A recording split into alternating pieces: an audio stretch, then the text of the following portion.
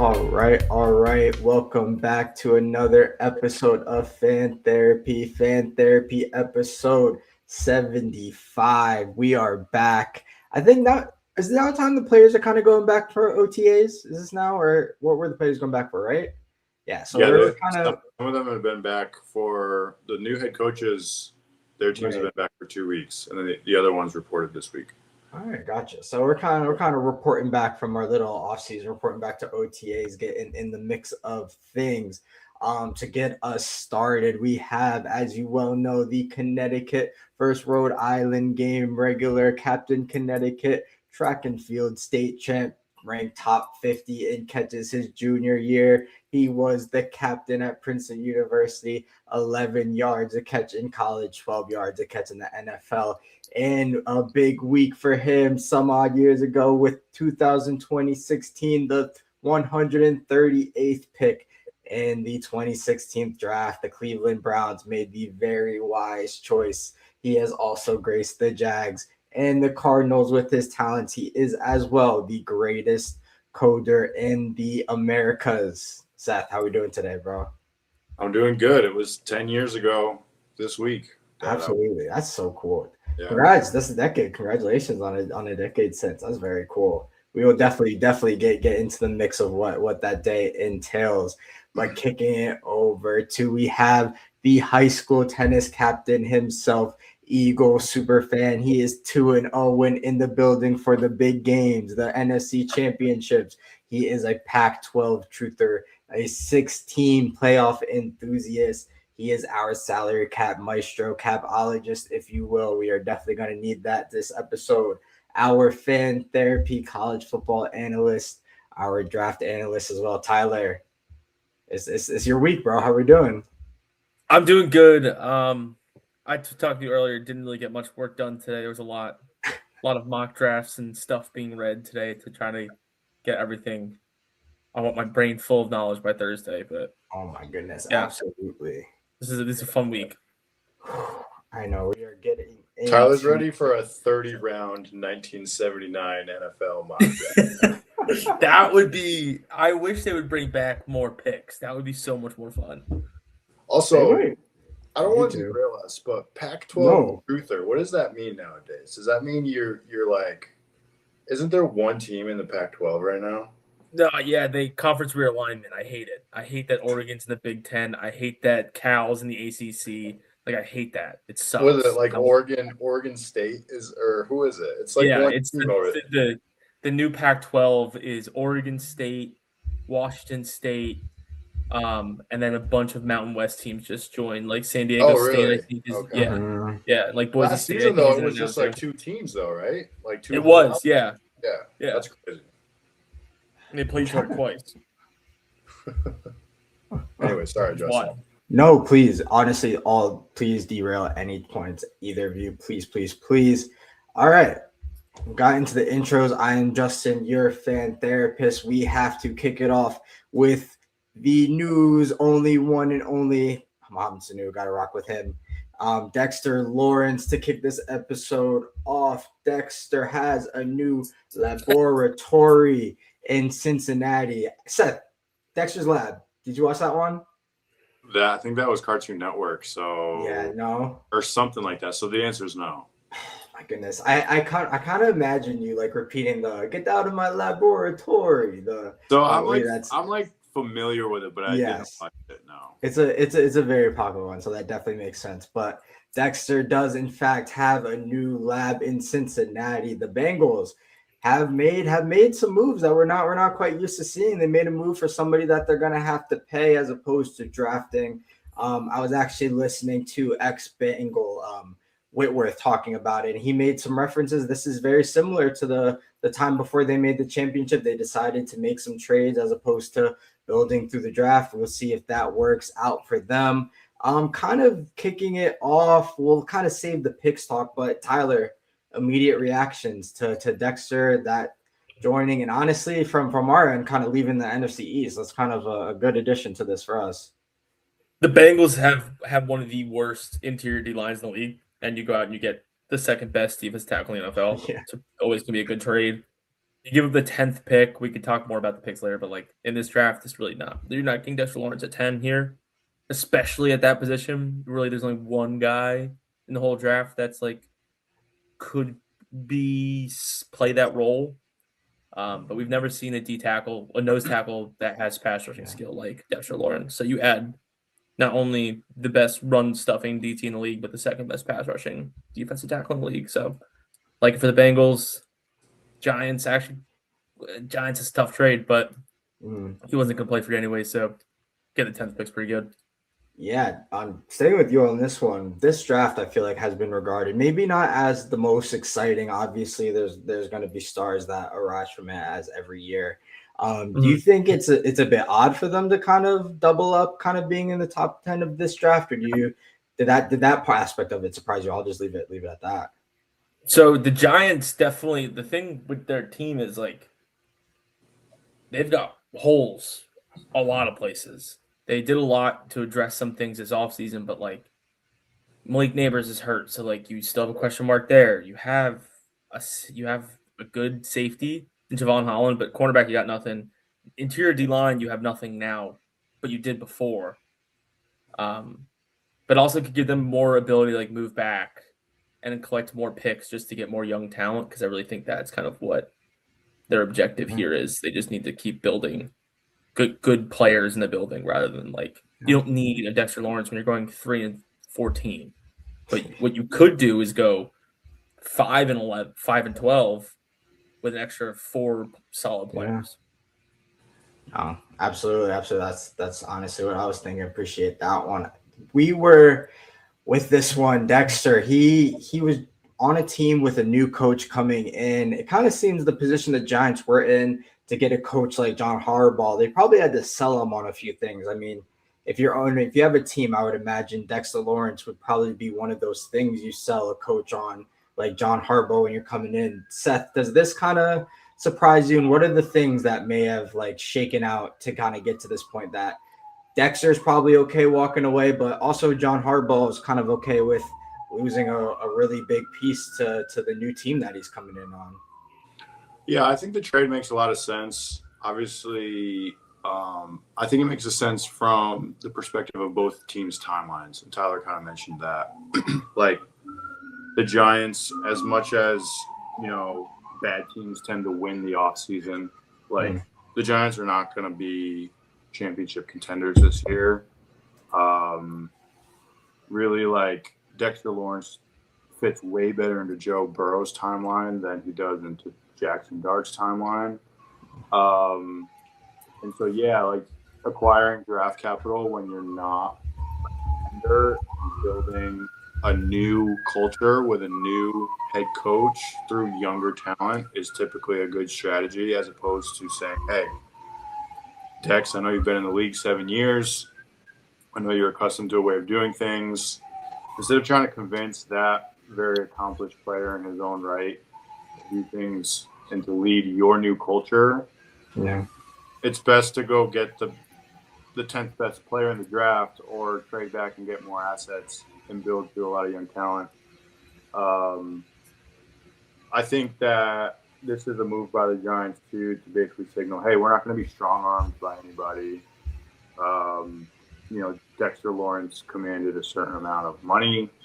And instead, let's have another team pay it, essentially. Yeah. No, absolutely. So it doesn't surprise me. I think it makes sense for both teams. It's a good deal for both teams. The only thing that's surprising is that it's the Bengals a little bit, because they typically don't do this. I do think Joe Burrow's a bit at his wit's end with the Cincinnati Bengals. Yeah. Could be a bit of an appeasement, like, hey, we're trying to put our money where our mouth is and go fill the holes that we need to fill in order to be a championship contender. That's the only thing I'm a little bit surprised about. But don't be surprised here, hot take, if this time next year we're talking about Joe Burrow.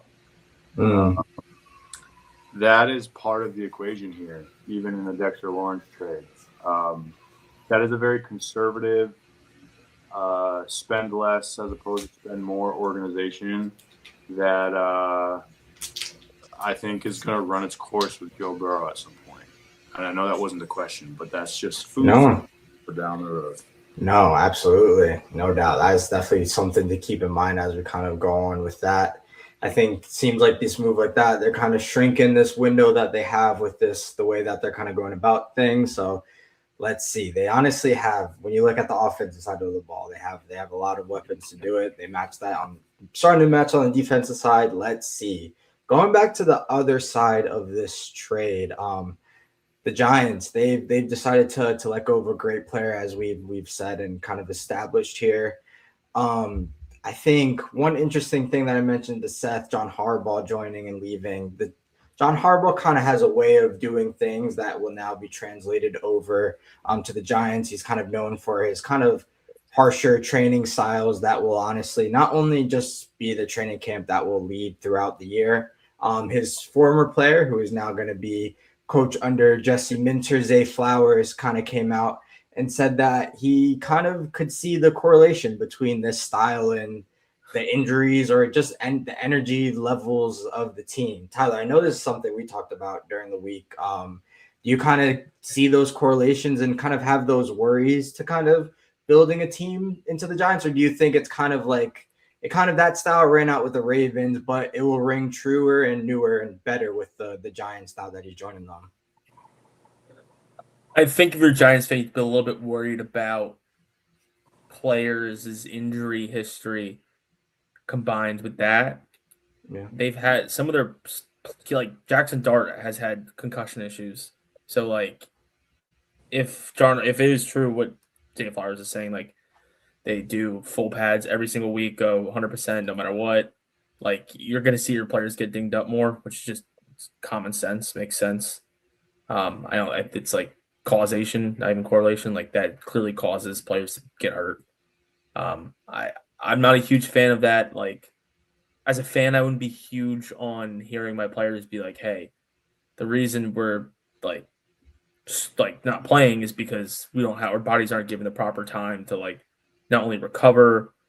So I don't know. This is something Seth could talk about more than me because he's, been in an NFL practice. I only practice I got is rugby, and we didn't go full 100% in college because we'd hurt each other at that point.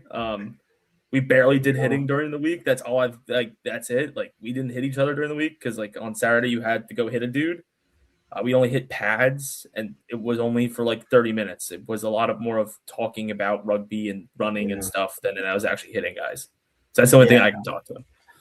No doubt. Swinging out the way, I think we were just talking about the Bengals. They're known for having their recklessly slow starts to seasons.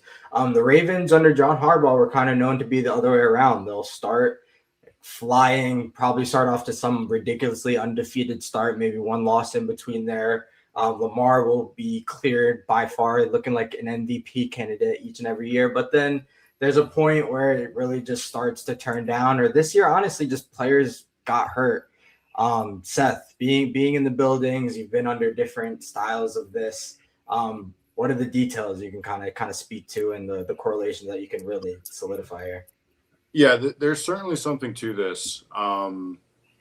I can't remember if I've said it on the podcast before, but if I haven't, it's because I've said it to Justin privately. But like, the rumors about John Harbaugh are true. I played with players at different points in my career that had played for the Ravens. They said it takes a special type of player to survive there. In most cases, people's bodies go to die there. It's just rigorous styles of practice. There are CBA rules against some of this stuff that limit some of this stuff now. However, I can also tell you that, some NFLPA full-time employees that make their rounds to teams, whose full-time jobs are to make sure that, the rules in the CBA are being enforced within the franchises, they oftentimes spend the majority of their time at the Baltimore Ravens facility. Because if they are not there, John Harbaugh does not comply with the rules. So it's not just that the players are saying this, the NFLPA is saying this too. That like John Harbaugh is an old school guy that wants to use old school methods. which, we can't do 2-a-days anymore, but we can throw the pads on. We can do one-on-ones deep into week 17, stuff that's really hard on guys' bodies. I've known this, said this at least privately to you, Justin. It is true that in the last week or more, some other former players who have podcasts have come out and, talked about this, that, John Harbaugh has this physical style, which, by the way, is another reason to get younger as a roster, to get rid of a guy like Dexter Lawrence, bring in fresh blood, because if anybody's going to be able to withstand that, not only over the course of a 17-week season, but over multiple seasons, it's going to be a younger body. That being said, John Harbaugh is not the only guy in the league that has this reputation. Bill Belichick had this reputation. Andy Reid has this reputation. John Harbaugh teams, Andy Reid teams, Bill Belichick teams have been extremely successful in the NFL, right? But Aqib Talib on his podcast this week brought up another really interesting point too. Sean McVay is just the opposite. Vets don't practice on Wednesdays. They barely ever put the pads on. He wants guys fresh, flying around. If you go back to the last 10 Super Bowls, I think 75% of those Super Bowls were populated by Sean McVay, Andy Reid, or Bill Belichick, right? You could probably quote me on that. I think that's probably true. Which says that both ends of the spectrum have been to the mountaintop and have accomplished really good teams both ways. It doesn't mean that John Harbaugh is wrong. Doesn't mean that Andy Reid is wrong. Doesn't mean that Sean McVay is right. It means there's at least two ways to get this job done. Now, the Rams tend to be an older roster, and maybe Sean McVay likes older, experienced players, more cerebral players, and gives their bodies a little bit more of a break. Maybe John Harbaugh likes younger players and wants to really just outwork all the other teams and out-physical them on Sundays. But here's something to keep an eye on. The NFC has 9 home games this year, right? I bring this up because the Giants are going to play 9 games on turf. Baltimore Ravens play on grass, right? Mm-hmm. Wow. Of the 8 road games for New York this year, Dallas, Rams, Seahawks, Lions, Texans, Colts. Now, there's also Commanders, Eagles in there, but those are grass teams. They're going to play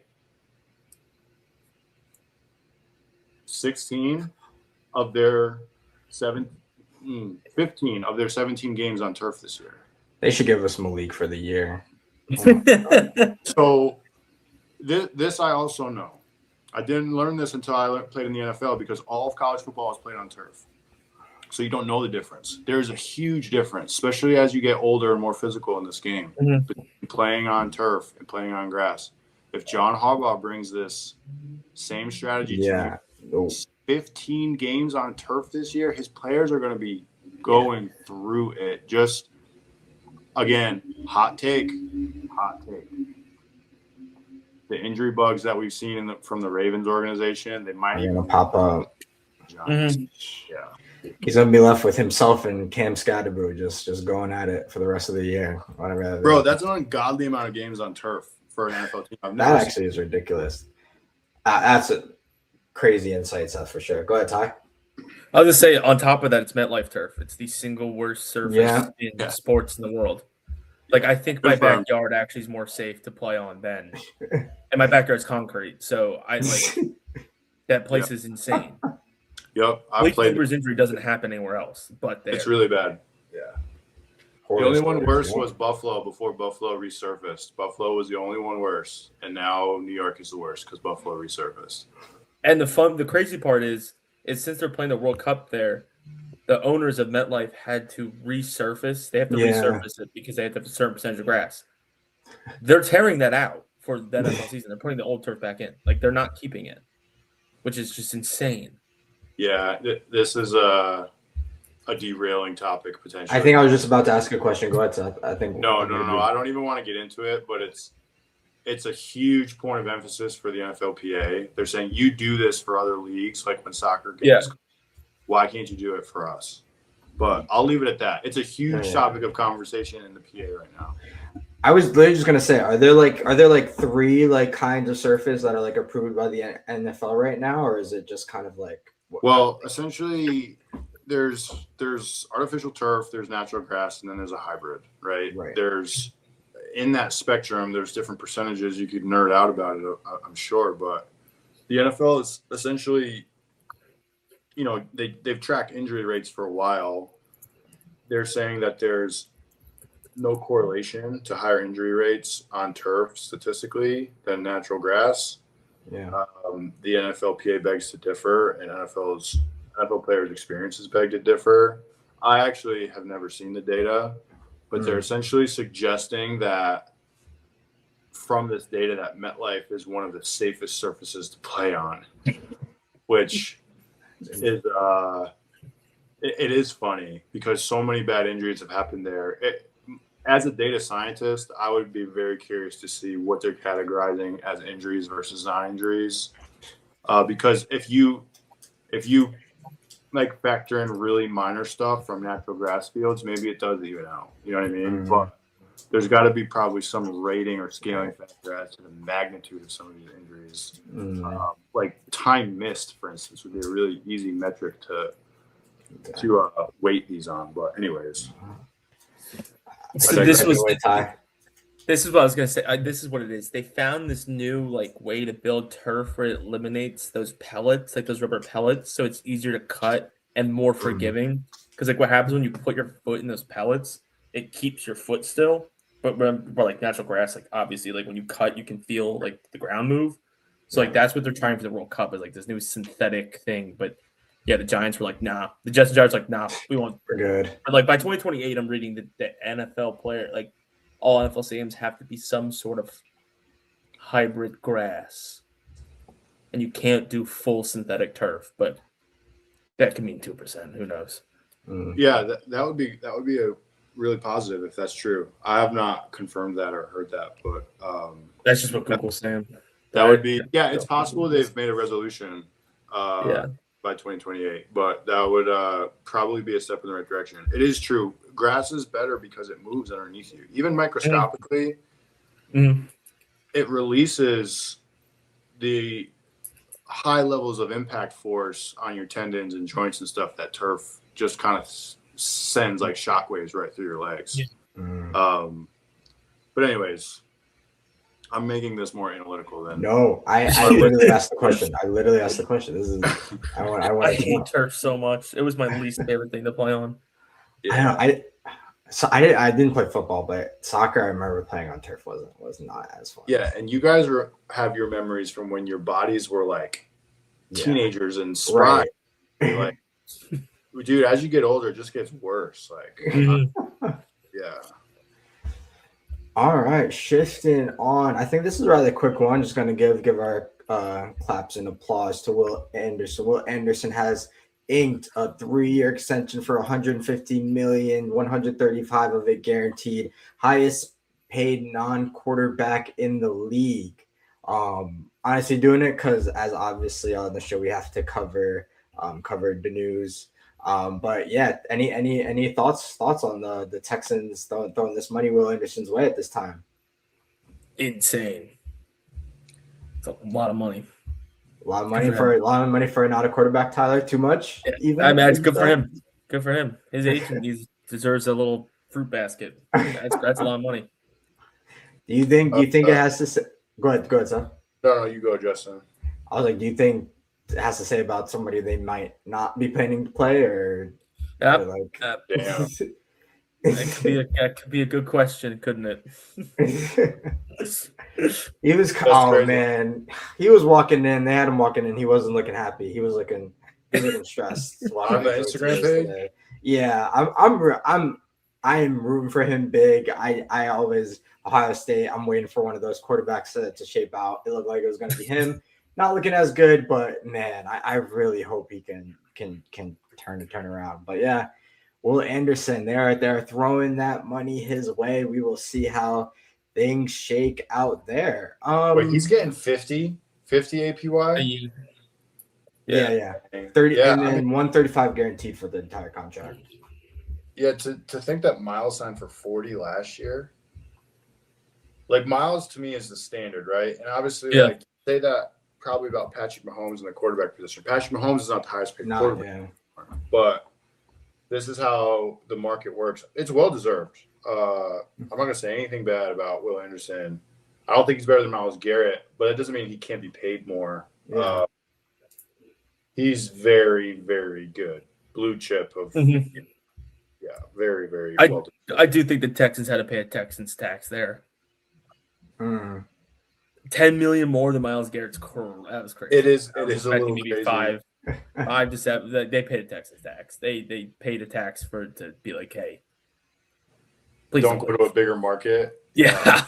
And also, like, I don't know, you see defensive head coaches make these kind of moves. They love their defense. I mean, truthfully, if you want to get analytical again about this, typically the path to success in the NFL to win a Super Bowl is to underpay on your defense across the board. Young, cheap defense, older, expensive quarterbacks and offensive linemen. Like, that's the recipe. If you want to get all trigger happy with money on the defense, you're just going to find yourselves as the Pittsburgh Steelers. Like, relevant, a little bit scary at times to play, but not really a threat. You know what I mean? Yeah. Like, it's like, look at the Chiefs. They just keep reloading Spags with young guys, and he's just like, oh, I can just, right. Don't need L'Jarius Sneed. Look at, I got all these other guys. And you keep one key piece like a Chris Jones. I guess that could be their guy, but true. at some point, other dudes are going to be calling for money, and are you going to pay him, or are you going to recycle? That was another interesting piece because they do have a lot of pieces that they do like on that defense. Yeah. So that was another interesting thought I had. A lot of them are Like young. Stingley, Their safeties. Yeah. Like someone's gonna have to go. Oh yeah, $50 million. Holy crap, dude! That's a lot of money. Yeah, just send any of those safeties our way. Either just. All right, this next one. Okay, this next one. I just want to talk to you guys about it. It honestly just popped in my head today. So Aaron Rodgers. My thing is, I'm just very confused about like how the Steelers are moving right now. Like, I feel like I know OTAs aren't really a big deal, and like, but my question to you guys is, wow, I have so many questions on this. Aaron Rodgers hasn't showed up. He hasn't really given them a sense of like whether he wants to play or not. OTAs are coming. They don't really have a quarterback. Draft is Thursday. Do you think this is necessarily fair? I know he's the greatest quarterback of all time, but but the Steelers aren't necessarily like a Rams, like plug in a great quarterback. The thing, like they have things to like do and like kind of get going there. Do you think like they can be any semblance of success with like their quarterback like 3 days before the draft, like not really having a clue whether like they have him or not? Like, just wanted to get your opinion, start this conversation. I just think there's a lot of intricacies here that are interesting, especially for a team that it seems like they're really trying to turn around a tank ship here. So wanted to get your thoughts on this situation going on here. I can go. I mean, I'm stealing this take a little bit from my fellow Princeton alum, Kyle Brandt, who's on NFL Good Morning Football and stuff like that. But his take is that the Steelers likely know what Aaron Rodgers is doing, his timeline, what he's decided to do. It's a lot of conjecture, but basically it's unlike the Steelers to not have a plan. They are not take a big swing on a second-year quarterback type of an organization. They are perennially good, a little bit like the Packers, where like they tend to not fly by the seat of their pants. They have a plan. It would just be very unlikely in this scenario that they don't know what Aaron Rodgers is doing. The other side of the coin is that Aaron Rodgers loves when we have his name in our mouth. Right. You know what I mean? Like he loves kind of like giving the bird to the media and just like having the media unsure about his intentions. It's like one of his hobbies. You know what I mean? It's one of his favorite pastimes is playing with the media and being a headline or being relevant enough to make it into a podcast. Like, so I would imagine he's also very secretive, right? I would imagine that he probably communicated his intentions to the Pittsburgh Steelers, left everybody else in the dark. Like, he told that guy to lose my number, Ian Rappaport, lose my number. Like, you know, he's keeping everybody in the dark. And likely the Steelers, like, this happened last year. I mean, and then freaking Tomlin went on the Pivot podcast and told the boys on the Pivot podcast that he knew that Aaron Rodgers was coming, right? So that is partially why I kind of agree with Kyle Brandt, because this feels like last year. Right. Mike Tomlin knew that Aaron Rodgers was coming months before anybody else did, right? So they had some sort of gentleman's handshake, and that was enough. That is, to me, what this feels like. I don't think it's unfair because I think they've probably communicated. Gotcha. One man's take. No, absolutely. Tyler, any thoughts before I kind of update the conversation with another question? Oh, I was kind of hits on Seth's point. The Steelers' first issue is like trusting Aaron Rodgers. Like, he loves the media. Like, he's gonna do this. It's pretty obvious he was always gonna do this. Yeah. It's old age Aaron Rodgers. We've been here, done that with the Jets last year, everything. And my thinking is this doesn't let me put real quick. Let me just educate very quickly on the Steelers record. So like you have a 10-7 team. I guess 10-7 ended up better. It wasn't looking pretty in the beginning. You know, the start was the issue at the beginning. So why I really get Aaron Rodgers is one of the greatest quarterbacks to ever touch a football, but I just don't understand why the Steelers are really not allowing, maybe there's not quarterbacks available, but I just don't see the benefit in how it would improve your team to kind of run it back and allow kind of a 41-year-old quarterback to kind of hold you hostage. You have a younger team, you signed a receiver, and you're kind of trying to turn this thing. So I feel like it just kind of goes against I just don't understand how and why they're really just buying into this. And I wanted to see if you guys disagreed and thought the talent that Aaron Rodgers kind of still brings to the table warrants this kind of red carpet that they're kind of rolling out for him each and every year. Who's better right now, Kirk Cousins or Aaron Rodgers? Good question. That was literally where I was bringing this. That's what I was looking at too. I think that's the line. They both serve the same purpose for their respective teams. They are there to mentor, and they're there to bridge to the next solution. Part of running an NFL franchise isn't just thinking about this year. If you're a coach and you're a player, that's your only focus. It's not just this year, but this week, this game. Mm-hmm. As you get above that, your focus does have to broaden to think about multiple year windows.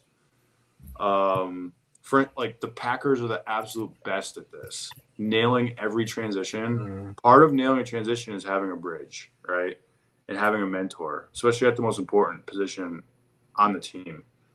So I wouldn't necessarily view Aaron Rodgers as he's still so good enough where we can put up with a lot of crap. I would start to view him as more he's our mentor and our bridge for the next guy, even though that's a little bit disrespectful for a guy who's as accomplished as Aaron Rodgers is. Right. He's still going to pull ratings. People are still going to turn on the TV to watch Aaron Rodgers, unlike Kirk Cousins, but the role that they're playing is really the same. Absolutely. Also, hands up, I thought their record was worse than 10-7 last year, honestly. Tyler, it felt worse. That's what I'm saying. I think the beginning was really bad or something, but I got two names to watch for the Steelers at quarterback. Garrett Nussmeier. He just had a thing. So Garrett Nussmeier was supposed to be good this year, and he was terrible. It looked like he was forgot how to throw a football, and it comes out that he assists on his vertebrae, and it was compressing and causing oblique pain when he threw the football.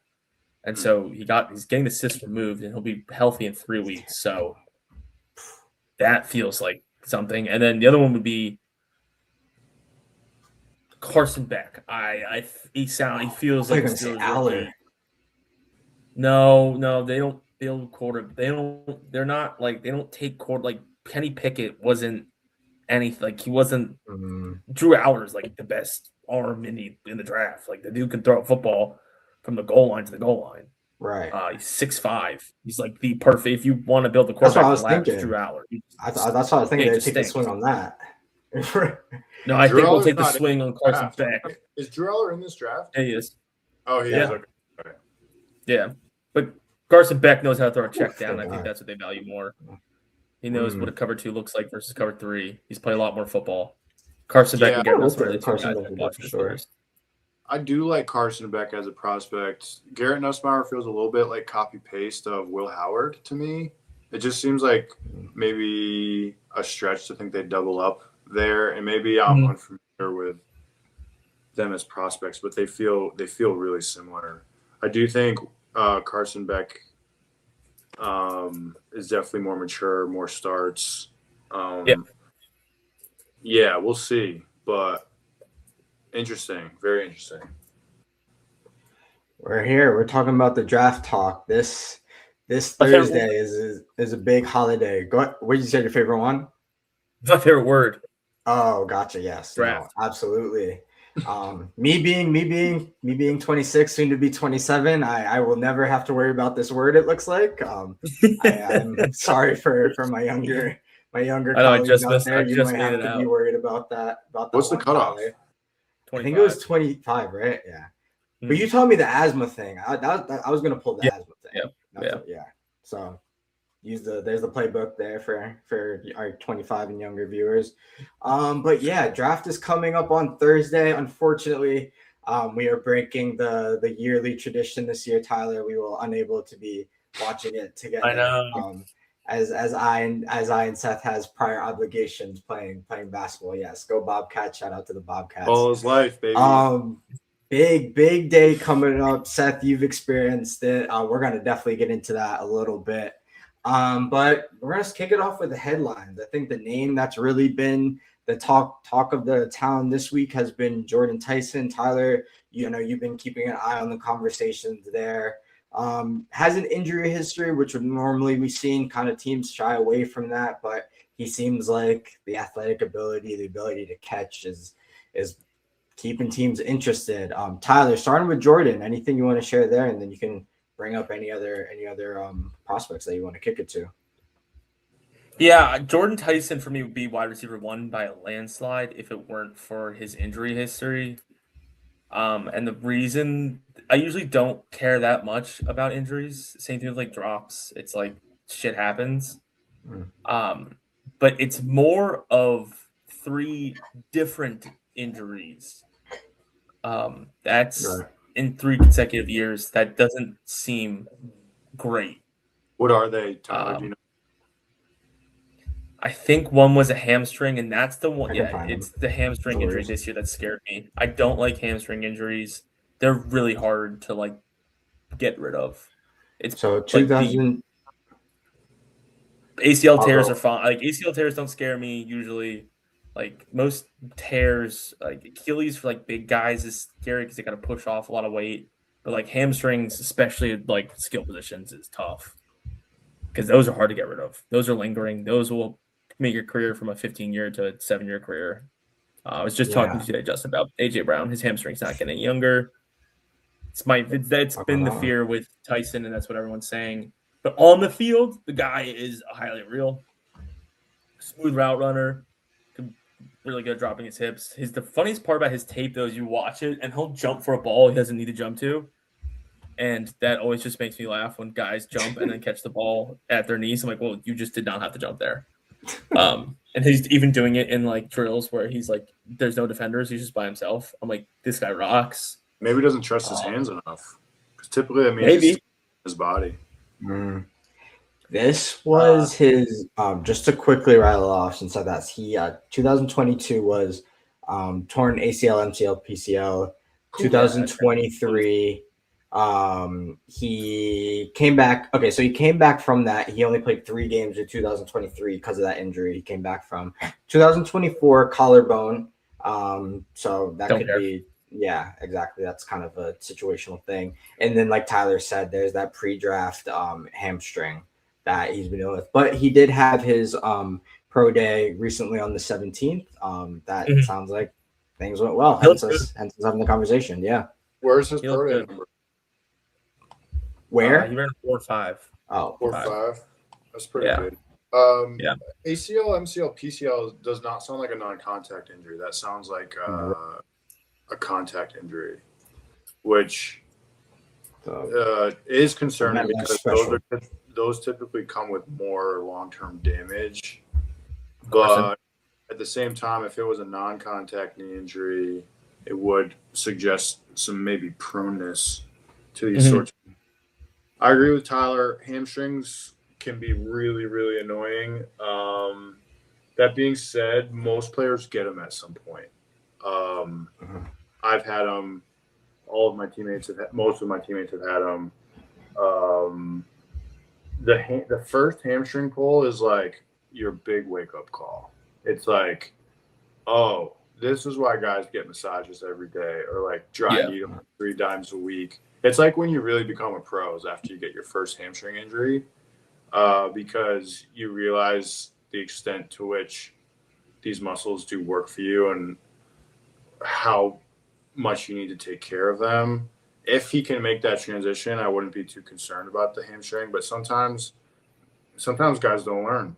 I don't know enough about this kid, but probably not a guy for the Giants or anybody who's asking him to practice 3 hours a day. But he'll make it somewhere. Yeah, no doubt. So teams up and one. Go ahead, Ty. Yeah, talking about teams, there's been rumors of him going as high as actually at 4 to the Titans to put with Cam Ward. And then obviously from there, he's going to go probably by 15, I would say 15, 16. There's no way he gets past the Jets at 16 with their second pick. That's about his range. If you want Jordan Tyson, you got to get in front of the Jets, basically, is what people are saying. That's the cutoff. Yeah, but also the Jets could go from 16 to 10 with the Giants to get him. Like, if the Jets really fall in love with him, I could totally see them being like, hey, let's go get someone across from Garrett Wilson with our second pick and just have a sick wide receiver core. I like him a lot. Aside from Jordan Tyson, is there anybody else that you wanted to bring up? Anybody else you're looking excited, eager to see where they go? At wide receiver or overall? Overall. Anybody. Open up the combo. So I'm really interested in Ioane, the guard from Penn State. His tape shows a top 10 player, top 5 player. What the hell is the guy's name I'm thinking of? Quentin Nelson type guard, but it doesn't seem like teams are really valuing him like that. And I think he's truly like just a tank. He's so good. He's so athletic. Great pass blocker.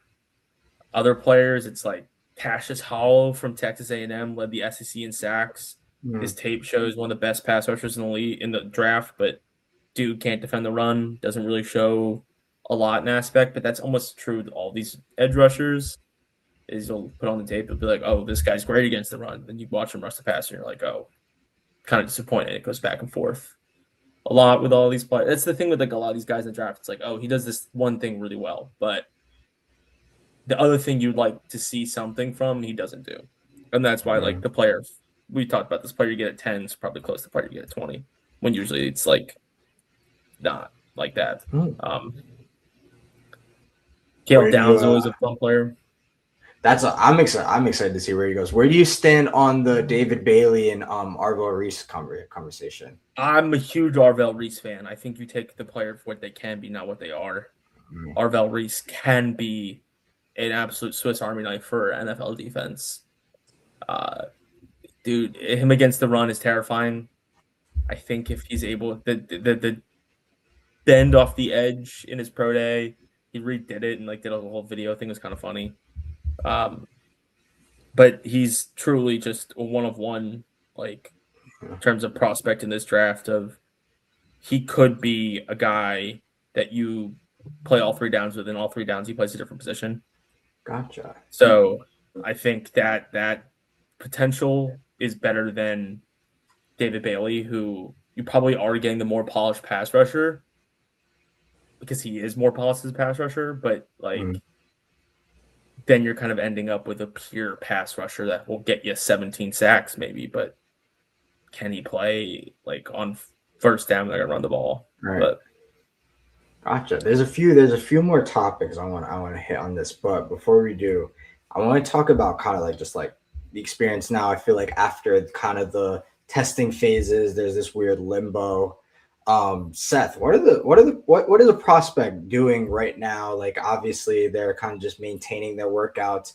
Is there anything like obviously I have one specific question that I'm kind of just gonna throw at you, but what is kind of the day to day? Are they just working out? Do they have like kind of like some teams that maybe they're just watching? Like if I'm a linebacker, I'm gonna watch what the Raiders, Seahawks, the teams that I worked out, I'm gonna watch what they're doing. Or are they just kind of just looking after their bodies and just waiting for the day and then and I believe the call that comes? Yeah, well, there's a lot that's going on actually. Before all the workout stuff happens, like pro day, combine, there's visits. 30 visits is what they're called because every NFL team can bring in 30 guys personally to their franchise, do medical evaluations, interviews, stuff like that. Once we get to testing time, combine, pro day, the time after your pro day and before the draft is really filled with private workouts. This is so it's almost like a bunch of mini pro days following your pro day. This was my experience at least. A lot of guys,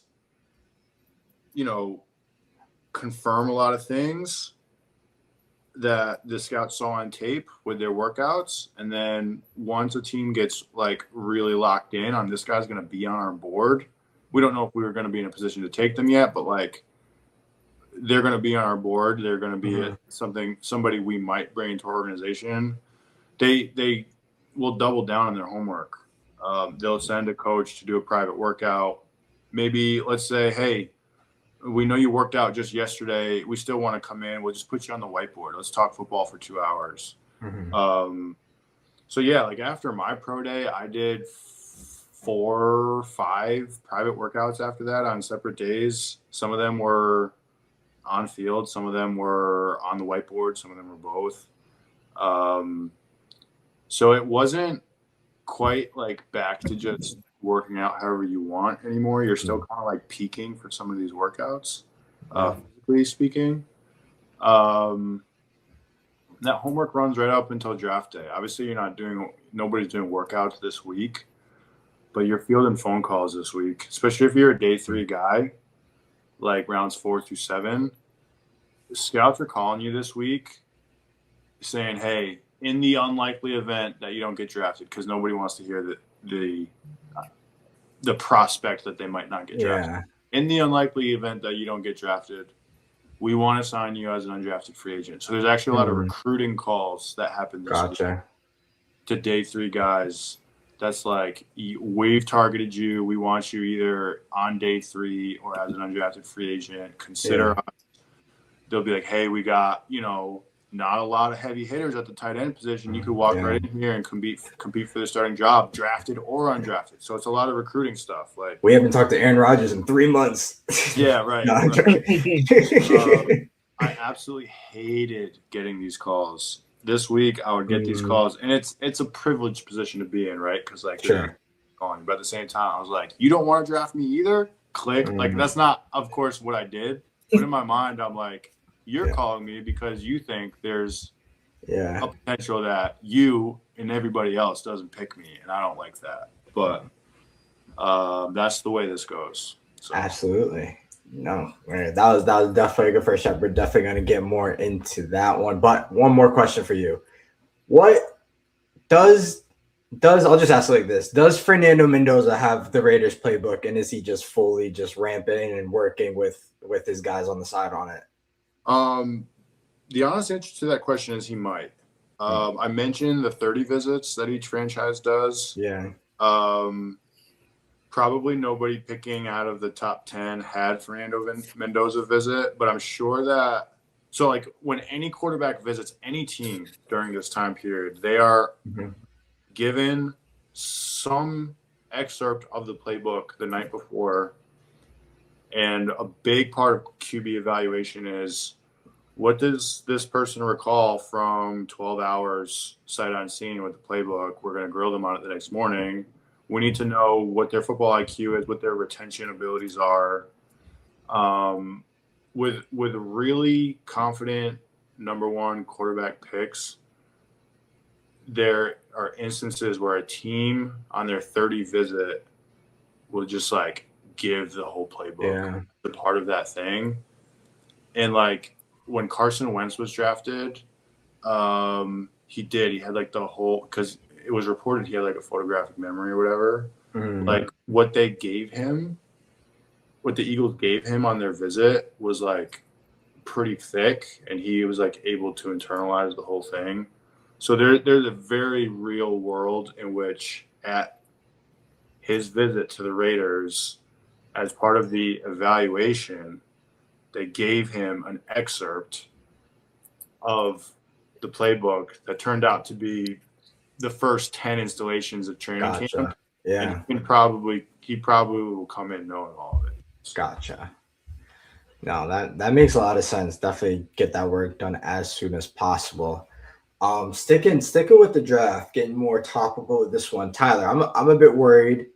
I'm like, obviously there's ways that this could have been worse. Dexter Lawrence is leaving. I'm very happy he's found a happy home away from the NFC East. I think Saquon's gonna love that too. But they do have 2 picks in the top 10, and I don't like young, exciting talent, especially one of those that I might have loved to watch in college and want to root for in the league going to the Giants. Where do you see the Giants kind of going? Where would you go with these picks if you were the Giants? What are kind of some of the names that may fit what they're looking to do? If I were the Giants, depending on how the top 4 picks fall, if Francis Mauiaga is there, the tackle from Miami, I'm running that ticket to the front. Yeah. Jermaine Elmore is a good player. He's but you plug and play Mauiaga at right guard, Elmore, he leaves, you slide him to right tackle. Boom, that's fixed. Done. Ooh, boom, easy fix. That's the thing with the Giants. I think the Giants will be very deliberate about what they fix and what they choose not to fix. Yeah. I do think that Dexter Lawrence, that defensive tackle, that no tackle position, can be somewhat bridge the gap with some defensive tackle free agents that are still left, some veteran guys that kind of just know how to fill a gap. They're not going to be anything more than that. Basically a block eater, just eat a block. And with my 10th pick, I'm taking probably whoever they like more between Mansour Delaney and Jamar McCoy. Who's the second one? I'd value corner heavily. Jamar McCoy, corner from Tennessee. He was by far the best corner in this draft, probably a top 5 pick until he tore his ACL. But he just did private workouts and stuff for teams, and teams apparently are like all good on his injury history. So they're instantly getting a top corner. I'd get a bona fide cornerback 1, and I'd go fix my offensive line. Gotcha. I don't like Caleb Downs to them. I like Caleb Downs more to the Chiefs. He's going to be a Hall of Famer. I think they have to. I think he needs to be in more of a finish. I think he's a finishing piece. He's not a piece that you just say, "Hey, here, fix my defense." Because at the end of the day, he's a big nickel. I love Cooper Jean so much, but at the end of the day, it's not a high value position. I think he's Jamal Adams with a better football IQ and coverage ability. That's kind of been my comp this whole time, which makes him a significantly better player than Jamal Adams. But that's the body type, that's the tackling you're getting, that's the guy you're getting. I just don't see the Giants being like, hey, because look at Harbaugh, what he's done with his defenses, right? Kyle Hamilton, finishing piece. Kyle Hamilton, electric player, finishing piece. Now, your defense isn't that good. He goes back to the board. He goes Wiggins. He goes and gets a cornerback 1. Like, I think that's what they're going to value. I really do think at 10, it's going to be a corner. It just came out they don't like Sonny Styles, too. So that's also what I'm operating under. Interesting. Cowboys love him. Cowboys are looking to go up for him. That is interesting. You can definitely stick with the Giants. I think that was definitely very scary. Don't want them to go offensive line because that's extremely smart. Giants have not been doing that for a while. They've been doing everything but that. So that's scary to hear that they would go off. I honestly, if I didn't like Jeremiah Love so much, I would love for them to just go like that because I think it would just be a repeat of them just having like Saquon having a scary player but not really being able to do much with it. But yeah, that all makes sense. If I were the Giants, my nightmare scenario would be Jeremiah Love at 5, and then a tackle at 10. That's just not that. Like, I hate Caden Proctor. I've talked about that. Yeah, I'm not a huge Caden Proctor guy. You think that's the way to go? Kind of when you're rebuilding this, kind of just get the best tackle, kind of solidify that really key position for your young quarterback, or do you think they should kind of look to get one of those blue chip skill guys? I think Jeremiah Love is honestly the only one that would fit in that category. But we're talking about the Giants. Giants, yeah, yeah. Positional value is really key in the top 10, which Tyler's already mentioned. You go tackle at that position unless you're solidified there already, which you're not, right? And your young quarterback needs that. He needs that more than he needs a target, right? More than he needs a weapon, he needs protection. So he certainly doesn't need an undervalued defensive position like a safety or a big nickel. But yeah, tackle all the way if that's on the board for them at 10. All right. I think those will be the high points of the draft. We'll circle back. So if we need to hit something, we can. Going on to the birds. Big topics this week. Big topics this week. I mean, we kind of started talking about. I felt like it was like, oh, I shouldn't compare this to that. I was going to compare it to COVID-19. I'm not going to do that. But it seems like we were talking. Okay, I was going to say no. Because I was going to say this thing started like a few weeks ago. We were just talking like there's this thing around Jalen Hurts. Like everybody's kind of hating on him, but like whatever. Nothing's new. We've seen this before. And now it's like the dude can't do a thing. Like this has just blown out of proportion. I get it. He might not be your top 5 quarterback, but now he's honestly, I feel like people have been reframing the Eagles' success as over just to kind of be able to take shots at Jalen. They use the offensive coordinator thing. That's revisionist history. That's where we're going. We're going with this one. I think I have some evidence that I kind of want to bring up here before we get into the conversation here that I just kind of want to. I don't know too many. I don't know, Tyler. How many quarterbacks have this one? Off the top of my head, I just only know Jalen. Sports Illustrated cover, crazy. You mean in the same year? In the same year, have those two? I don't Nick know. I should. Well, because not in the same year, there's several, but in the same year, I'd really have to think. Not many of these top 5 quarterbacks that people are wanting have done this. This has brought me honestly into the edge. Like I get Jalen has these things that he needs to fix. I'm off that. The people have brought me. I am shamelessly on this Jalen Hurts agenda. I need him to be the new GOAT, the new face of the league. Tyler, how are you feeling about this? We'll start there. I just needed to talk about this. I don't really have many stemming questions. I just wanted to talk about this. Nobody hates Philadelphia athletes more than the Philadelphia media. They will do anything and everything in their power to tear down their own athletes. It is so frustrating. It is so annoying. This Jalen Hurts story, the whole thing was dead in the water. And then guess what? A Philadelphia reporter goes, "Oh, I have a source in the building." Who is it? Name it. They won't name it because it's like the janitor.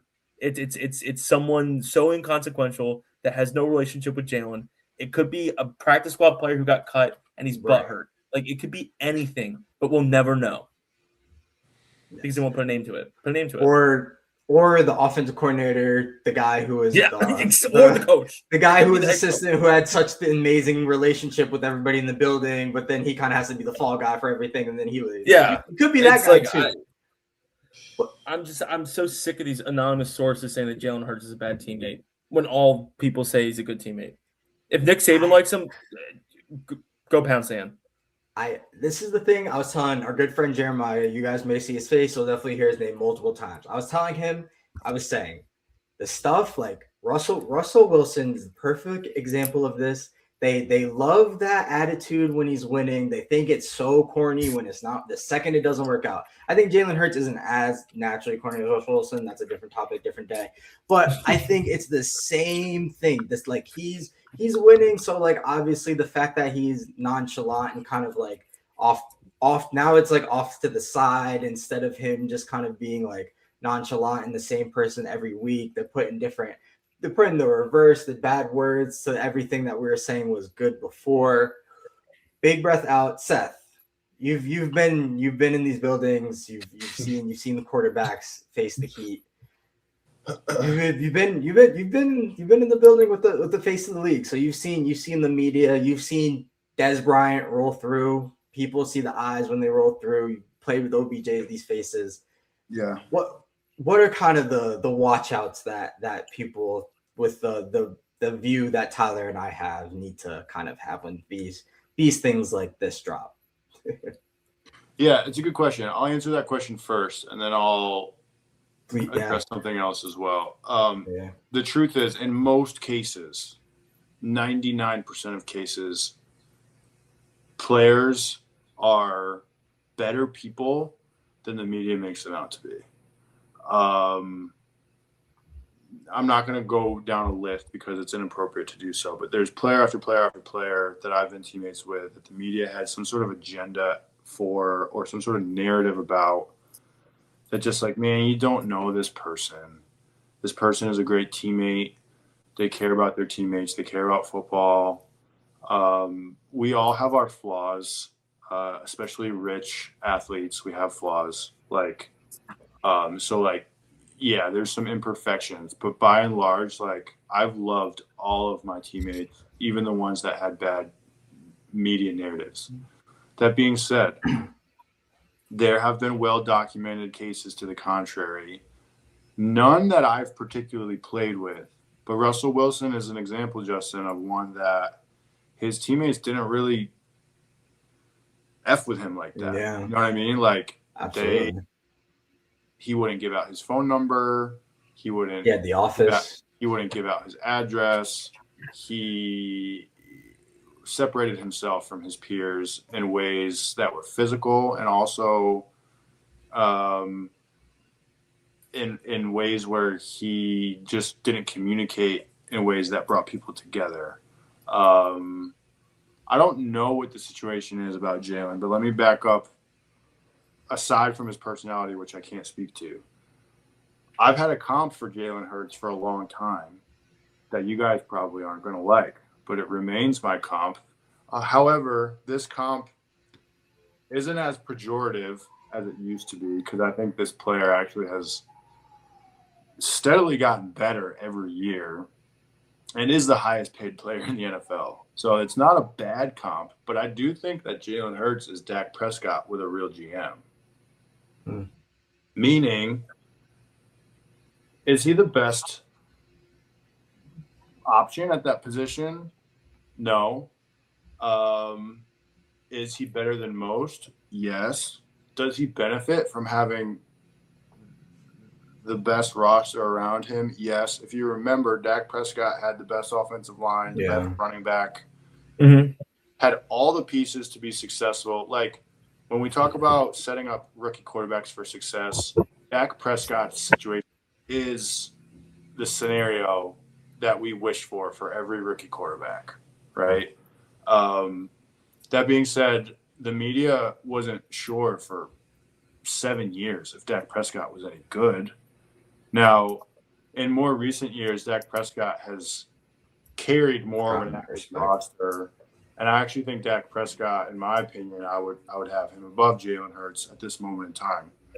Now, that doesn't mean that he's not an MVP, not a Super Bowl champion. I do think that he benefits and has benefited mightily from being an Eagle specifically. Now, that's not to take anything away from him, because anybody who succeeds in the National Football League succeeds because of all of the people around them. And you'll also fail because of all the people around you, right? There's very few players that are exempt from that. The short list is like Josh Allen, Patrick Mahomes, Myles Garrett. Those are the players you can plug and play anywhere at any time. I'll throw Lamar in there for Tyler. Like, outside of that, I don't think Jalen's one of those guys. Now, that's not a very low blow, because we're basically saying he's not 1A. He's something less than that, but he is obviously a very good football player. Is he a problem in the locker room? Is he a cancer? Is he a disease that is holding the Eagles back? Maybe. I think that if there's smoke, there's probably a little bit of fire. If there is, Nick Sirianni certainly also holds some culpability here. It seems like a ship that's mostly steered by Howie Roseman, who's not in the day-to-day meetings. And, like, it seems like there's a bit of a void of leadership there that, like, Jalen feels sometimes, Nick Sirianni feels at times. They're both a little quirky, a little awkward. I think that it's giving Russell Wilson and Pete Carroll a little bit. Let me digress. Yeah. No, I honestly, I think if what you have said has been what has been said, would be totally fine, because I agree with almost every word you said. I think one interesting bit you brought up there, on where there's smoke, there's fire. I feel like, especially when it comes to the AJ Brown stuff, I definitely think there could be way more cause for people to say, like, the friction was really Nick Sirianni and his kind of style. I feel like I saw way more stuff that people could put there. But that being said, you mentioned, like, how Howie runs things. I think that definitely is how it goes. I think since we hired Chip, put Howie to the side, that didn't go how it was. We hit the reset button on that, and since then, only Doug Peterson was the only person to take their shot at the King, and that did not go his way. So I think you're definitely right. I think Howie is definitely going to be the guy to run things. So it makes sense, like, when you kind of drum up the fire, it can't go up that high, so it's going to have to kind of stay within Nick and below. And it's great that you guys have Howie Roseman, but he can't be the alpha in the building. The GM can't be that person. It needs to be the head coach. It needs to be a player. I think you have these kind of two competing forces at it that aren't quite it. I don't know. It's the Eagles, to fight as much as the Eagles have been fighting, when they win as much as they win, be concerned. Honestly, guys, teams that win as much as they do, not typically this stuff doesn't get out, because, like, it covers a multitude of errors within the building. Like, gosh, I played on far worse teams that didn't have this much drama. You know what I mean? So it signals to me that there's probably something awry. But again, that's just my conjecture. I don't know that. Yeah. Tyler, I'm gonna let you get in right here, but one thing you brought up, the point of, like, just how we can't have anything nice in the city, especially when it comes to like Allen Iverson can't have it, Donovan McNabb can't have it, Carson Wentz didn't really go that well, Jalen Hurts isn't going our way, Joel Embiid not doing great, Paul George not doing great, Tyrese Maxey's doing good. Hopefully that stays that way. Michael Carter Williams didn't go great. Jaleel Okafor. Like, it's just like these nice things that we have the spurts of them, but then again, the second it goes bad, we just throw so much fire on it. But yeah, go ahead, Tyler. You're about to say something. Yeah, I do think this stuff getting out and all this is just, I've told you this 1,000 times, this wholeheartedly falls on Nick Sirianni and nobody else. if you are going to be labeled as a CEO head coach and you are not calling plays on Sunday on either side of the ball, it is your job to keep this locker room together. It is your job to make sure this thing is running smoothly, and it's not. So he's failing at his job. So fire him. I'm so sick of this guy. I'm sick of this. I can see how, as a teammate, Jalen's stoic leadership could get frustrating if things aren't going well.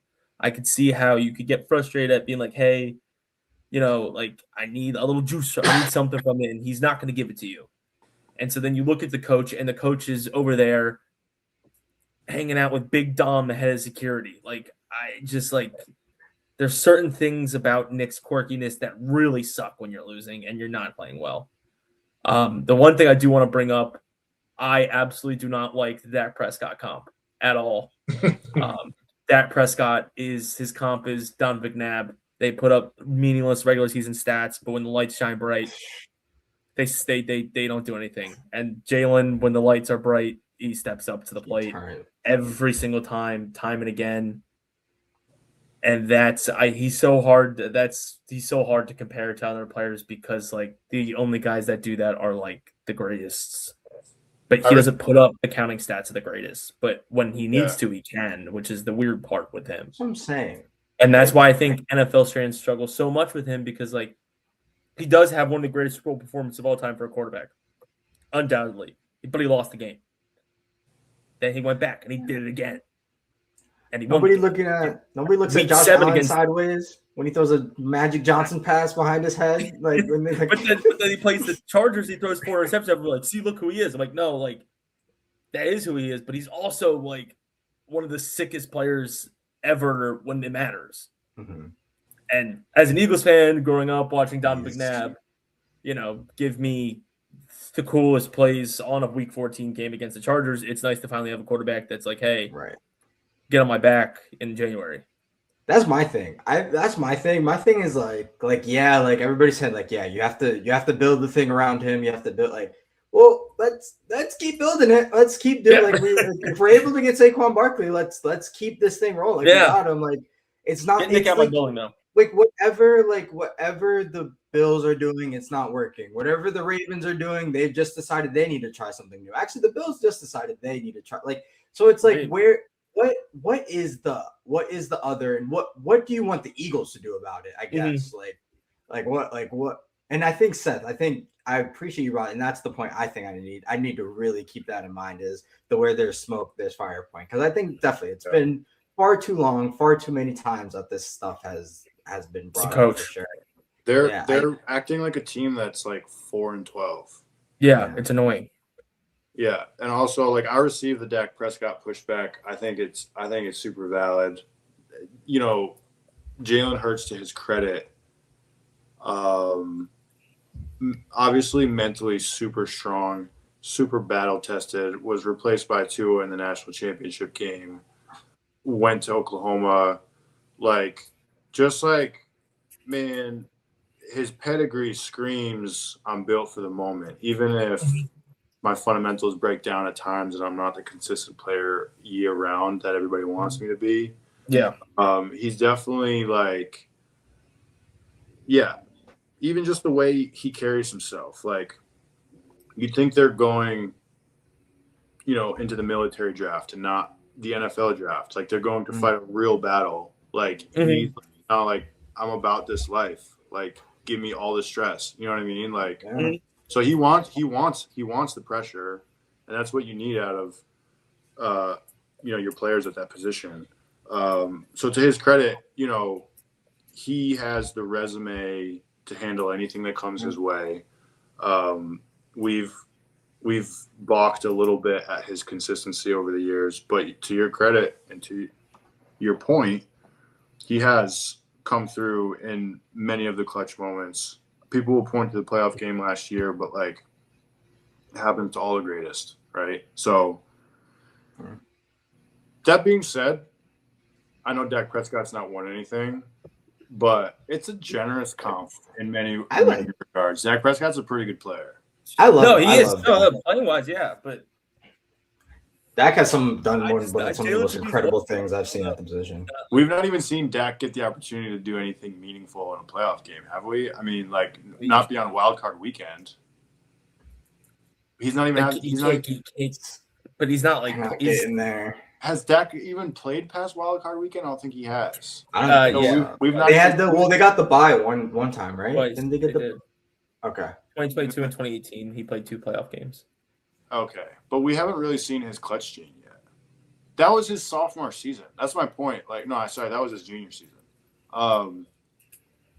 That's when he had all the tools around him too. That was like his Jalen Hurts era. I've got the best roster. I don't need to be the best player yet. Right now, he like needs to be the guy there. Yeah. But anyways, I digress. Arthur. No, it makes sense. Anything else, Tyler?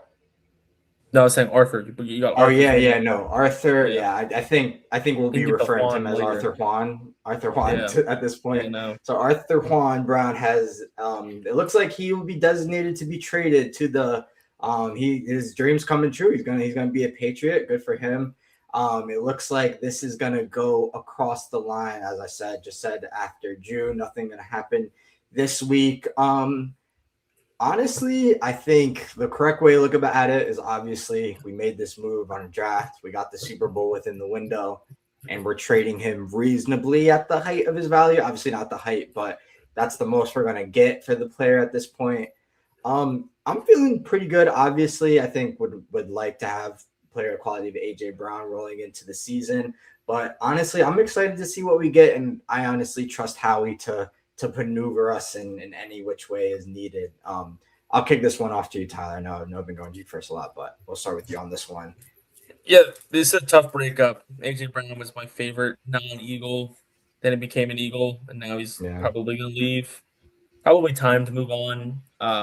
He pretty much said after the Super Bowl that like winning Super Bowl doesn't do it for him. Dominating a player across the field on him does it for him. You're not going to do that, especially in Sean Mannion's offense. Right. He's not going to get that opportunity. He wants to go somewhere where, he is the guy on, 4th and goal, games on the line. They need to play. It's AJ one-on-one, and he wants his own number called. And that's fine. That's fine to want that, but you're not going to get it here. See you later. Have a great rest of your career. We're going to try to win Super Bowl. I hope we get a first, man. A first. They are going to get 2020. It has to be. No. Seth, it might be thoughts? Heat the condition. Right. Yeah, I think a first-round draft pick would be probably expected here. We've talked that this is probably a good deal to make to let AJ Brown walk and get compensation for him at this time. Seems like in interviews that AJ has done that he's keen on going to the Patriots. Seems like he got off on the wrong foot with Mike Vrabel, but grew to really respect him and his preparation style and his, the way he carried his team. So Colin Cowherd made a really good point on this earlier. I just like to cite my sources, but basically saying like, what's the Patriots starting? Drake May. Drake May. And guys, please don't crucify me for saying this. Drake May is going to be the best quarterback that AJ Brown's played with. I'm not ready to say. Hard disagree. No I disagree. Okay. I actually disagree. Okay. Jalen Hurts throws one of the most beautiful vertical balls in NFL history, and that's what AJ. Okay. But here's the timeline though. If you go back to AJ Brown's Ole Miss. I need more than 13 in the bowl. I need more than 13. Yeah. Sorry, I didn't mean to cut you off that part, but I just it just is the way he left it. I just can't. I can't give it to him. But go ahead, Seth. Please make your point. The Ole Miss quarterbacks that AJ Brown played with, and then the Tennessee quarterbacks that AJ Brown played with, and then the Philly quarterbacks that AJ Brown played with. Yeah. Jalen Hurts aside, the other ones were pretty bad. Yeah. The guy can't catch a break with quarterbacks, honestly. This could be a big moment in AJ Brown's career to go to a team that's a little bit more pass happy, that with a guy that can legitimately distribute the football team to him. And maybe it's not fair for me to say Drake May is better than Jalen Hurts, but they will pass the ball more, right? So I think with that thrown into the the mix here, it's like it's a better situation for AJ Brown. It is. Oh yeah, totally. There's no Saquon Yeah. Barkley. There's no Right. Devonta Smith. There's no Yeah. Dallas Goedert. There's no Jalen Hurts. It's Drake May and him. That's it. Yeah. There's no. He's the only mouth to feed. Diggs is gone. Keyshawn Booty, doesn't move the needle. We can revisit. Smells like we're getting a top 10 pick. Yeah, it does sound like we'll be getting we can revisit the Drake May Jalen Hurts conversation about week 10.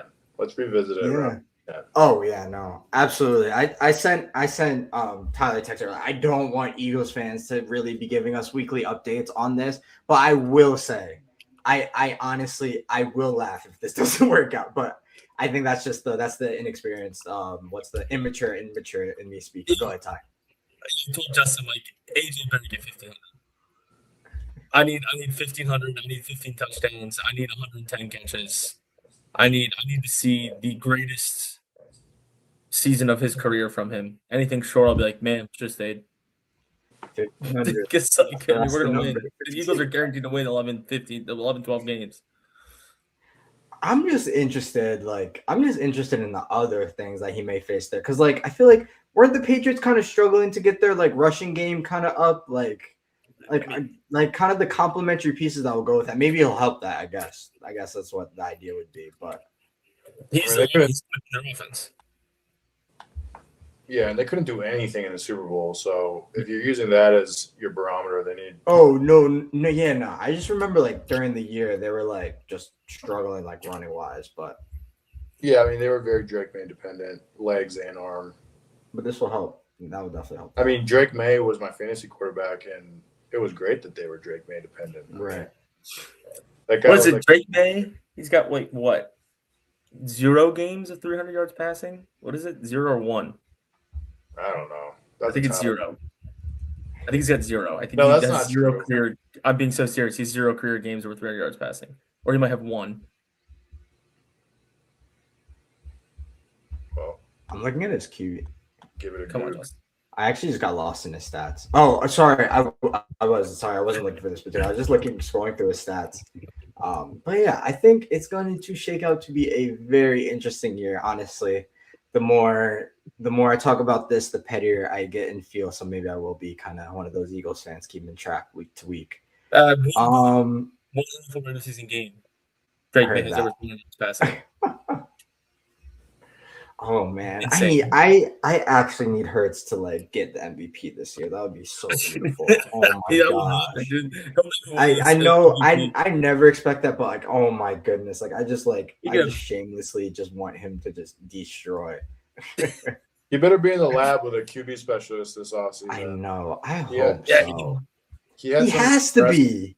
He had some regressing mechanical issues last year. No, yeah. Absolutely. We were talking about it earlier, and I think it's a lot of stuff that Mannion's going to be looking for. So yeah, this is a big Jalen Hurts year, and this is a bit. But guess what? His offense is very, very mental, and he has to be able to do it. And I think he can. Definitely a player that can, but we'll see. You know what happens when the pressure at its highest? Yeah, that's what you get. That's what I always go back to. I actually don't want Josh Allen, and I don't want Lamar Jackson. I want Jalen Hurts. I want Super Bowl win. I want winners. I want Nick Saban disciples. I know in love with the quarterback in my life. It's so bad. He told Saban, he's like, I'll leave you with this little lefty over here. He'll see what you get. You'll get your little ring here. You'll get your ring here. I'll go up and get the real one that you couldn't, Nick. I'll get the real one for us that you couldn't get, Nick. That's what happened. Yeah. So that's how I'm moving this year for Jalen. Yeah, that's exactly how I'm moving for Jalen this year. Tyler, Eagles draft. I think we're gonna any highlights here that any players that you really want us to hit on you. Anybody you'll be upset even that we don't kind of get. You don't have to be there with anybody, but just curious on your thoughts on the Eagles draft. Dylan Thieneman from Oregon. I think he'd be a great player for the Eagles. Emmanuel McNeil-Warren from Toledo. He's just a better version of Reed Blankenship. Wide receiver wise, Omar Cooper Jr. is probably the only one I'd be that's so sick. I don't like Denzel Boston's fit because remember, Mannion got to play everywhere. Okay. That's also the thing with AJ is AJ probably didn't want to do all that. because like they do. The Packers wide receivers are whack. The running, yeah, no. Yeah. The running before you have to run. I think week 6. Offensive line wise, it has to be a player that can play right guard week 1. I do not want a pure tackle. That would be kind of disappointing because people are like, oh, but Howie doesn't let issues become issues. Well, we've got issues. The Eagles team has issues that he needs to address, and he can't just invest in a right tackle just because Lane Johnson's probably going to retire. Like we can't be doing that right now. Our team needs things before you do that. Other players that Ted Hurst from Georgia State, I'd love to get him later. Yeah, I mean, there's a lot of players I like this draft. I could sit here for an hour and just start rattling them off, but no, absolutely, that would be against the point. D'Angelo Pons from Indiana, 5'9" corner. I think he's no, I like that guy. I saw him play a little bit this year, and he did some cool stuff. I don't he's know 5'9" anything with about his heels workouts. I think. True. We got a lot of good actually so. He's a really good player. I don't care about height of corner. I'm gonna shift us to this last one real quick. So what's gonna happen here, Tyler? We're gonna give our 2. Seth, I think we'll go first, and then Seth, you're just gonna give the most obvious answer to this, and then we'll wrap it there. All right. So pick 6. We are going with the draft moments. Tyler, I had to quickly think of a second one, so I'm gonna hope you don't. I'm gonna take one obviously that you're gonna be mad that I take, but I'll kick it off. The night we were together in the DeValve compound, AJ Brown traded to the Eagles. I wasn't gonna take that. We also drafting Jordan Davis. That was a very, very exciting moment. I love wide receivers. We got one of the best ones. Honestly, that we missed out in a draft that we could have took him. We drafted a receiver in the same round. I'm not gonna say the player. He doesn't deserve it. I remember. But that's my first one. Go ahead, Ty. Yeah, I'm gonna avoid Eagles on this one.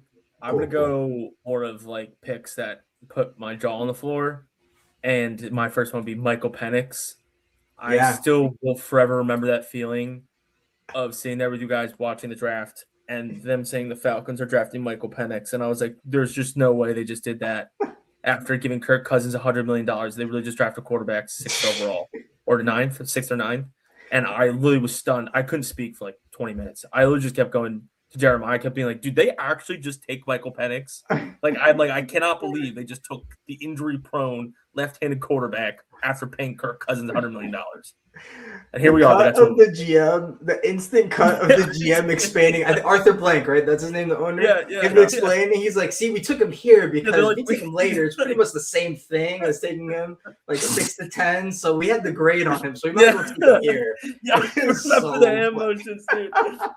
And Arthur Blank's in his checkbook being like, "Why did I just give Kirk Cousins $75 million?" He's like, I promise we're gonna give away this food in the stadium for under a price, and you're doing this to me. Oh my god! All right, we'll go back and forth, and then we'll give Seth the floor for sure.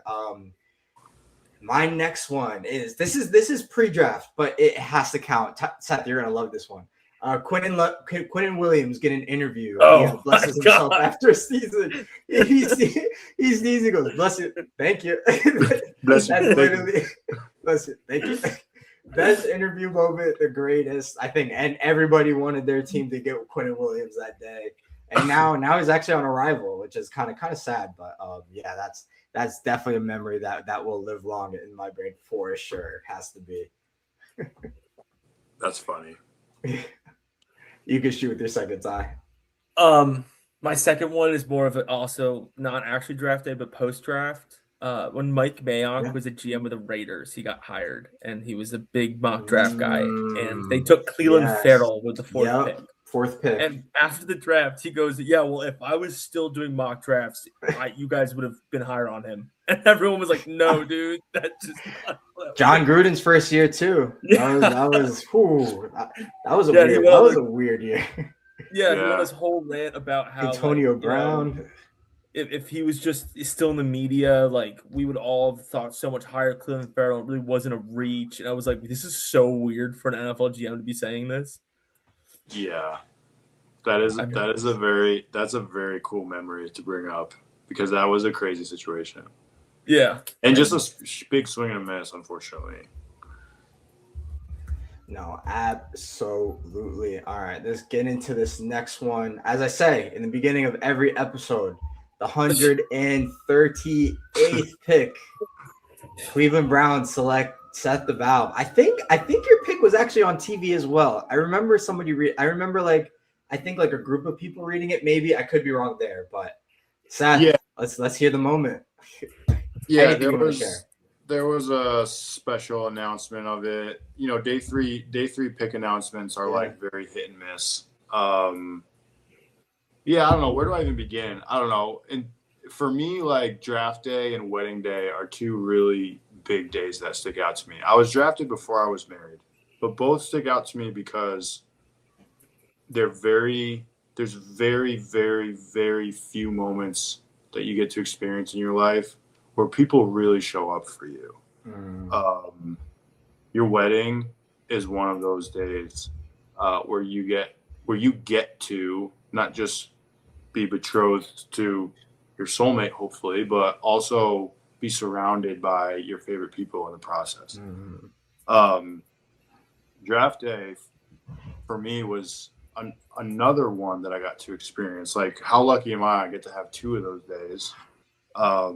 Draft day for me, like, was a day where my community, my family, you know, really showed up and supported me. My brothers, you know, who lived across the country, came home, was really just honored and thrilled, honestly, to just even have a weekend with them. I was at my parents' house in Connecticut. We did, you know, just a local draft day party. It's always, you know, I never super pictured this when I was a kid, but never doubt in my mind I wanted to do it at the house.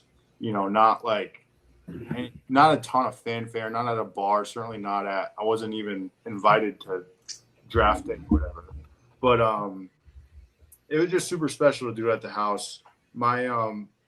It's a long running joke in our immediate family here, but like my parents never owned cable, right? So we had no way to watch the draft. But you know, my dad got a free month of Comcast cable or whatever it was, so we could get NFL Network and ESPN for the month of April. Never renewed it. My parents still don't have cable, which is one of the most hilarious stories about this entire process. But yeah, you know, I expected to be drafted on day 3. I wasn't sure exactly when or where. I think to everybody's delight, I was taken early on day 3, and we didn't have to like sit there until 5:30, 6 o'clock in the afternoon. Yeah. Do the whole undrafted free agent frenzy of phone calls and recruiting nonsense. You know, much like the job hunt for non-professional athletes, you want to go somewhere where you're wanted. I was wanted in Cleveland. You know, the draft day phone call is documented on video as well from the Browns' perspective. I also have a video on my phone from our perspective. Yeah. The people in my circle were not making it easy for me to talk or to really hear what the head coach, the tight ends coach, the GM, the owner were saying to me. So like, and this is like very common, right? It's not something to like feel bad about, but like I did not have a coherent conversation with the Browns when they picked me. But yeah, everybody was very excited, and honestly, it was a huge moment in my life. But what I remember most is just the fact that my community showed up for me. Yeah, you know, like that's the most special thing about the entire thing. That's the most special part about being a part of the NFL experience. Is like that support followed me. With every practice rep and every game rep that I took, like I felt all of that support. And that's probably the coolest thing, the thing that I miss the most. But yeah, I don't know. I probably didn't share too much about what the day was actually like, but that's my selfish draft experience, I guess. That was perfect and incredible. And congratulations once again. Like that's Yeah, you worked you worked for that moment. That was your work for progression, work and blessings all coming together at once. And it's incredible. So I appreciate you sharing that, and yeah, appreciate you sharing with the excellence that came from that on this podcast. So I think there is no better place to leave that one. Thursday coming up. Many more of those moments will be had. Hopefully the Eagles hopefully the Eagles get a few of those moments. Will be a Hall of Famer for the Eagles. A future Hall of Famer will be drafted for the Eagles. That's what I'm hoping for. Whoever drafts Caleb Downs is getting a future Hall of Famer guaranteed by Justin. And yeah, that's everything. Anything else to get off our hearts and minds before we get out? Nope. VJ Edgecombe. Maybe a good thing to happen. Maybe a good thing to happen to Philly. Maybe we can keep safe. Thank you. That's why I didn't bring up his name. And Tyrese Maxey, we're treating them right. But Seth, oh my goodness, our owner, he also is the owner of the Commanders and is very convinced that they're in a Super Bowl window. So not a lot of the money isn't really flowing towards the Sixers way, but it's okay. Gotcha. But yeah, that is everything wrapped up. Episode 75. Thank you guys for watching. Remember to like, comment, subscribe. Tell somebody that you love them. And like Seth said, show up for somebody. Why not? That was that. Remember, like Hamshara said, peace.